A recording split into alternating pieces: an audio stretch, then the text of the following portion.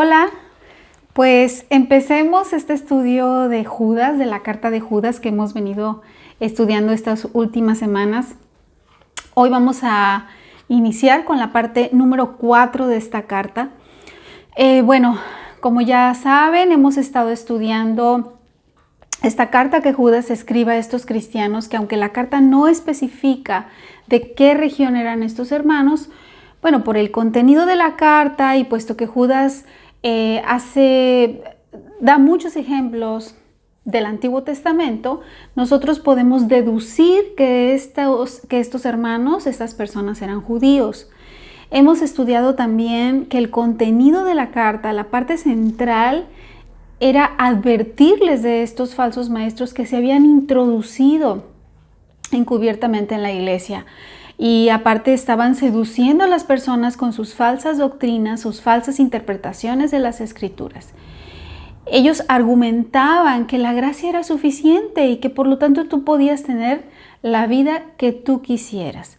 Su propósito era sembrar el horror doctrinal, sembrar la duda y, por supuesto, negar a nuestro Dios y al Señor Jesucristo. Estos falsos maestros hablaban, por ejemplo, de tener visiones y sueños, desafiaban a los demonios, se burlaban del poder de Satanás. Eran insolentes, arrogantes, hablaban lo que no entendían y por lo tanto eran ignorantes también. Judas en esta carta se preocupa mucho de dejar muy claro quiénes son esos apóstatas y cómo Dios castiga la apostasía. Anteriormente vimos que Judas les da 3 ejemplos a manera de recordatorio de 3 eventos en la historia del pueblo de Israel. El primero, la rebelión de Israel, después de salir de Egipto, por la cual vagan 40 años en el desierto. La segunda, los ángeles rebeldes que están en prisiones de oscuridad. Y la tercera, la destrucción de Sodoma y Gomorra a causa de su depravación y de su inmoralidad. Ay de ellos, dice Judas 11, porque siguieron el camino de Caín cuando se rebela contra Dios en cuanto a la cuestión del sacrificio. El número 2 es el error de Balaam, que a cambio de dinero concibe un plan para beneficiar al rey de Moab, que trae idolatría e inmoralidad, y eso desata un juicio terrible de Dios sobre su pueblo. Y el tercero, la contradicción de Coré, que junto con 250 hombres se rebela contra el liderazgo de Moisés, queriendo imponer su propia autoridad sobre Dios.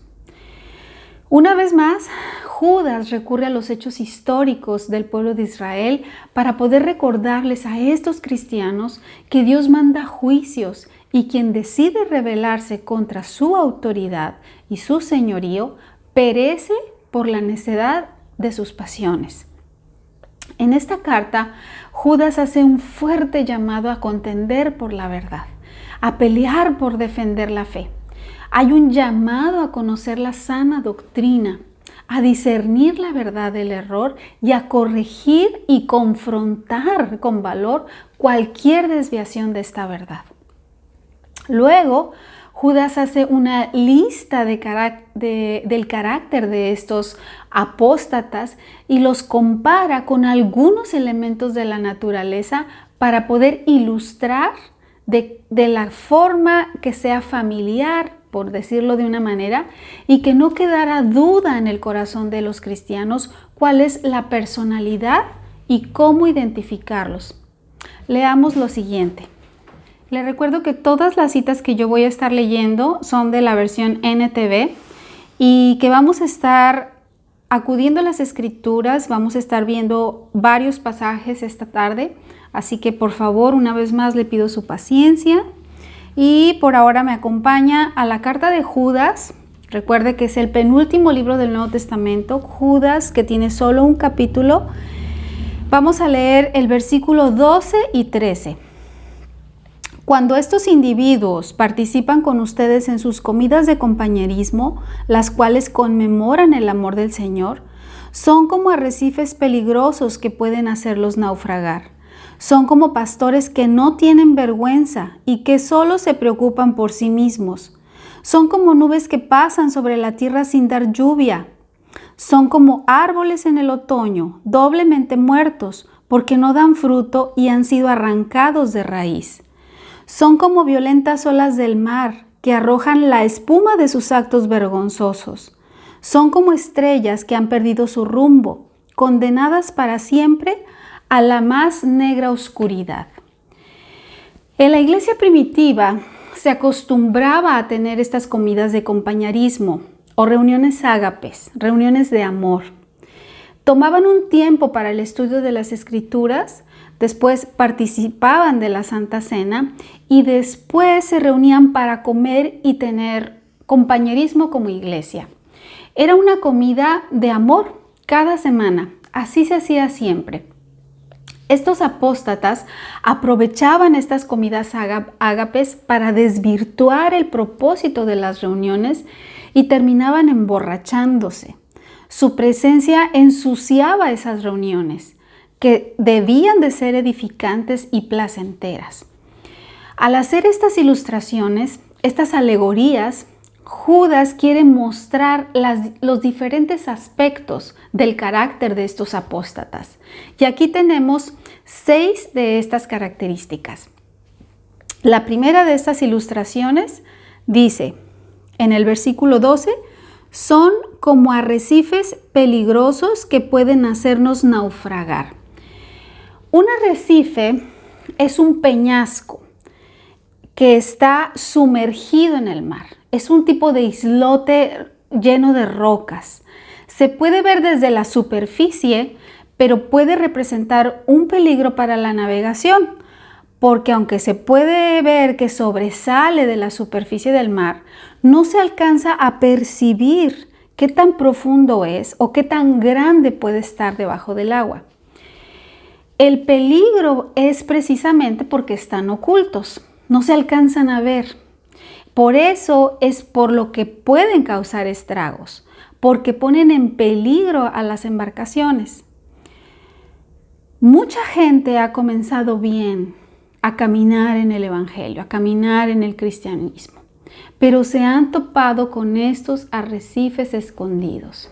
Se han topado con malas enseñanzas, con malos pastores que los han llevado a las malas prácticas. Y como no se han aplicado a estudiar y a profundizar en la palabra, la han malentendido. Entonces han terminado naufragando. No se han ocupado en hacer como los de Berea. ¿Qué dice el libro de Hechos? En el capítulo 17, versículo 10 y 11. Hechos 17, versículo 10 y 11. Dice, esa misma noche los creyentes enviaron a Pablo y a Silas a Berea. Cuando llegaron allí, fueron a la sinagoga judía. Los de Berea tenían una mentalidad más abierta que los de Tesalónica y escucharon con entusiasmo el mensaje de Pablo. Día tras día examinaban las Escrituras para ver si Pablo y Silas enseñaban la verdad. Fíjese usted, ellos no querían ser ignorantes, por eso se esforzaban por corroborar lo que estaban escuchando de Pablo y Silas. Ellos querían saber si lo que Pablo y Silas estaban predicando, esa era la verdad. Nosotros necesitamos revisar lo que se nos enseña, estar atentos a lo que escuchamos, filtrar las enseñanzas para poder detectar el error. Y si lo hacemos un hábito, estaremos en el camino correcto que Jesús nos mostró. Ahora vayamos a la segunda característica que dice Judas. En la número 2 dice, son como pastores que no tienen vergüenza y que solo se preocupan por sí mismos. Son tan sinvergüenzas que no tienen el más mínimo cuidado o preocupación por nadie más que por sí mismos. Engañan a la gente, se aprovechan de su ignorancia y su desconocimiento de las Escrituras. ¿Qué le dice Pablo a Timoteo en su primera carta? Pablo a Timoteo en su primera carta, en el capítulo 6, versículo 3 al 5. Dice así: puede ser que algunas personas nos contradigan, pero lo que enseñamos es la sana enseñanza de nuestro Señor Jesucristo, la cual conduce a una vida de sumisión a Dios. Cualquiera que enseñe algo diferente es arrogante y le falta entendimiento. Tal persona tiene el deseo enfermizo de cuestionar el significado de cada palabra. Esto provoca discusiones que terminan en celos, divisiones, calumnias y malas sospechas. Individuos como estos siempre causan problemas, tienen la mente corrompida y le han dado la espalda a la verdad. Para ellos, mostrar sumisión a Dios es solo un medio para enriquecerse. O sea, fíjese bien, en este texto Pablo nos está enseñando algo más de los falsos maestros. 1, enseñan otra cosa. 2, no están de acuerdo con la enseñanza bíblica. Y 3, el pecado es la marca distintiva de estos falsos maestros. Estos hombres falsos no se ocupan de las necesidades de los miembros de una iglesia, sino que viven a costa de ellos. Siempre quieren recibir todo sin dar nada a cambio. Vayamos ahora a la tercera característica de Judas y dice: son como nubes que pasan sobre la tierra sin dar lluvia. Nubes sin agua. El agua es el recurso natural más preciado y más valioso para el sostenimiento de la vida. Si no tenemos agua, difícilmente podríamos subsistir. Un ser humano solo puede resistir de 3 a 5 días sin tomar agua y luego morir. Ahora, imagínense a Judas al escribir esta carta. Allá en Medio Oriente, donde casi no llueve, una tierra árida, calurosa, seca. Qué decepción ver venir una nube y verla pasar de largo y no tirar agua. La proximidad de las nubes, el acercamiento de las nubes casi siempre significan lluvia, sencillamente porque son consideradas portadoras de agua. Así que la comparación que hace Judas significa que estos maestros son falsos porque no cumplen lo que prometen. Se jactan de proveer agua espiritualmente para las almas sedientas, pero en realidad no tienen nada que ofrecer, solo sequedad y muerte. Dicen que hacen, pero al final no hacen nada. Vayamos a Proverbios en el capítulo 25. Proverbios 25 en el versículo 14 dice: la persona que promete un regalo pero nunca lo da es como las nubes y el viento que no traen lluvia. ¿Qué dice la característica número 4 que habla Judas? Dice: son como árboles en el otoño, doblemente muertos, porque no dan fruto y han sido arrancados de raíz. Los árboles vivos, aunque suelten sus hojas en el otoño, en primavera vuelven a florecer y van a dar fruto. Un árbol muerto es feo, seco, pálido, sin hojas, despojado completamente de su esplendor. Un árbol que no da fruto se considera un árbol estéril o muerto, pues, porque precisamente no produce el fruto esperado.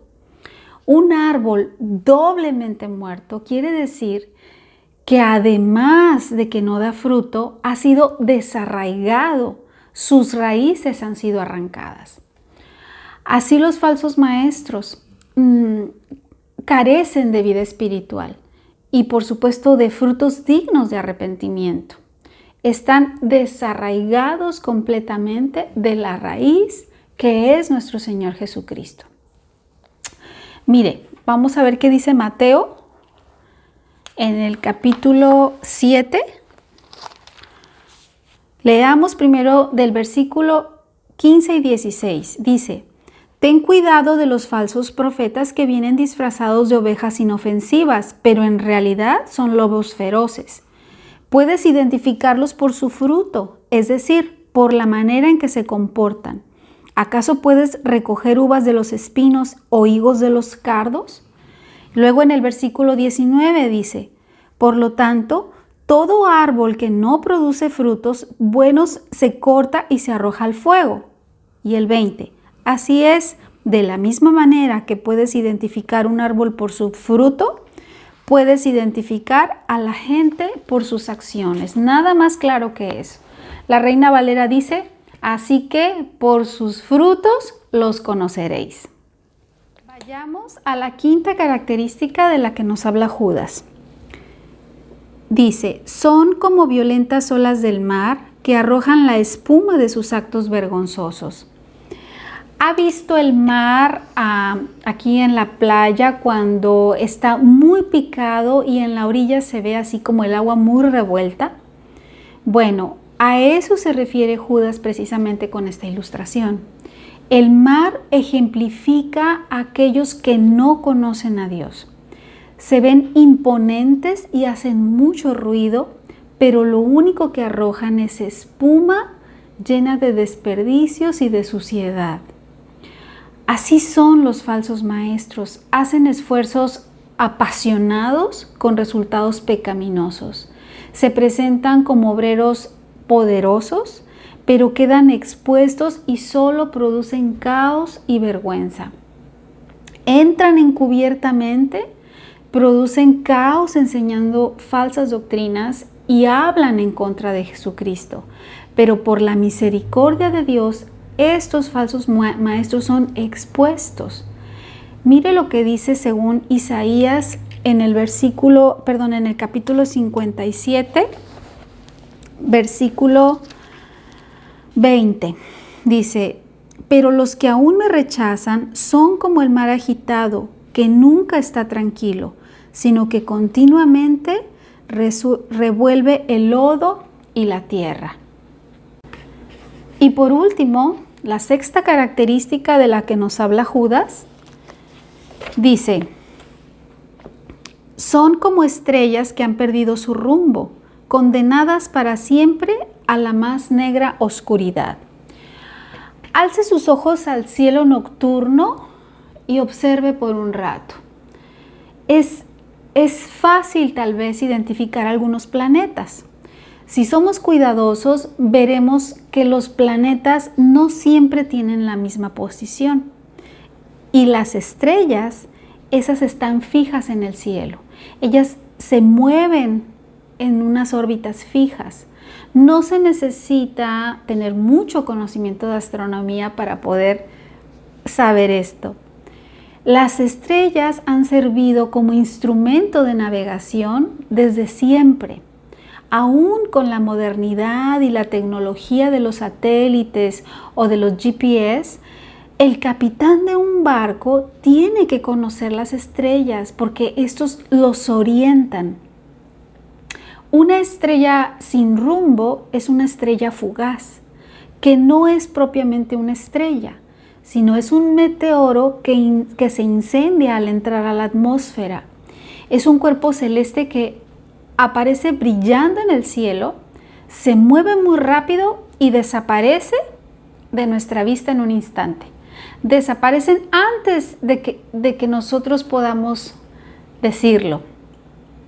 Los falsos maestros son como estas estrellas fugaces. Prometen dirección espiritual, pero son inservibles porque no tienen luz propia. Destellan una luz que es de muy corta duración y que pronto se apaga. No tienen una trayectoria conocida. No pueden orientar a los que los escuchan porque son fugaces. Tienen un apogeo momentáneo, pero luego se disipan porque desaparecen en la negra oscuridad de las tinieblas.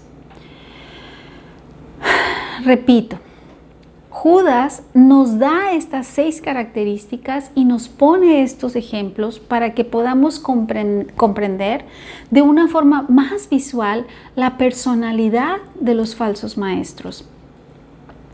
Pablo advierte en el libro de los Hechos, en el capítulo 20, se lo dejo de tarea para que lo lea personalmente, advierte sobre estos falsos maestros y lo hace en repetidas ocasiones.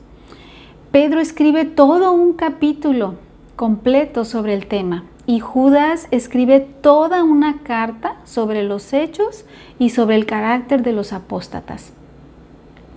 Hermana, Jesús es la luz del mundo y los creyentes debemos andar en la luz. La iglesia debe estar en guardia, vigilante. Dios se toma muy en serio lo que nosotros hacemos con su palabra. ¿Qué implica estar en guardia? Implica que yo debo de separar un tiempo para la oración, para la lectura, para el estudio a conciencia de lo que dice Dios. Es la única forma en la que yo voy a conocerlo y es la única manera en la que Dios me dará la sabiduría para poder discernir la verdad del error. No tenemos excusas para permanecer para siempre como bebés espirituales. Hoy en día usted puede encontrar una variedad de traducciones de la Biblia. Puede escoger el tamaño de la letra, el color de la pasta, si es comentada o no, si la quiere con separadores, etc.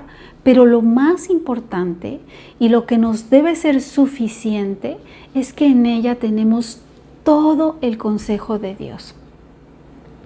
Si nosotros nos preparamos como obreros aprobados, el diablo tendrá menos oportunidad de engañarnos y de querer desviarnos de la verdadera fe.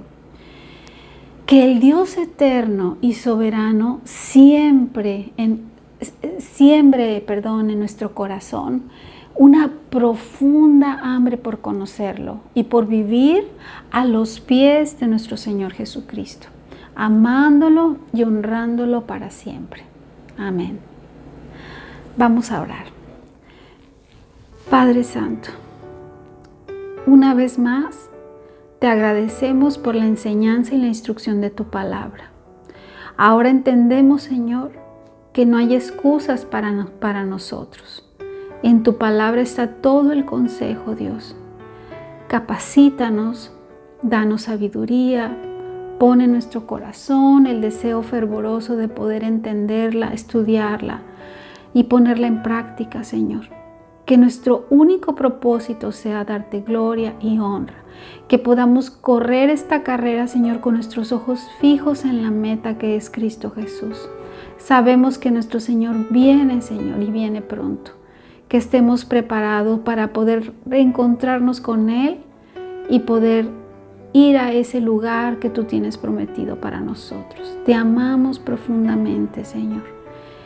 Y en el nombre de tu Hijo Jesús, te pedimos y te rogamos que nos asistas con tu Espíritu Santo, Señor, porque nosotros solos no podemos. Gracias te damos en su nombre, Padre. Amén. Muchas gracias y te veo en la tarde. Saludos. Bye.